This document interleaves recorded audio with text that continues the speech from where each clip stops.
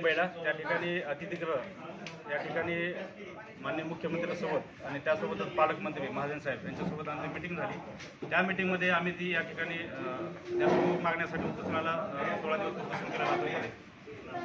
ती मागणी म्हणजे जी खिलारी कुटुंबियाचं प्रमाणपत्र रद्द झालं पाहिजे, एसटी आरक्षणाची अंमलबजावणी झाली पाहिजे।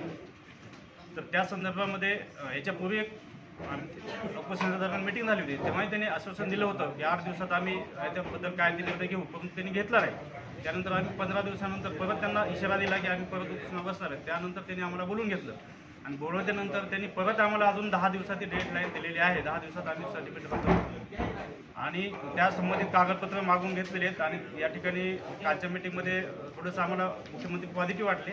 संबंधित विभागाला सचिवांना बोलून घेऊन त्यांनी सर्व डॉक्युमेंट वगैरे घेऊन त्याच्या संदर्भात निर्णय घेण्यास त्यांना आदेश दिलेले आहेत। परंतु त्यांनी जर तसं काही केलं नाही 10 दिवसात अजून, निश्चित आम्ही येणाऱ्या काळामध्ये अजून उपोषणाला बसू किंवा याच्यापेक्षा तीव्र आंदोलन महाराष्ट्रामध्ये केले सरकारच्या विरोधात केले जाईल, असं त्यांना त्या ठिकाणी ठरवून सांगून आले।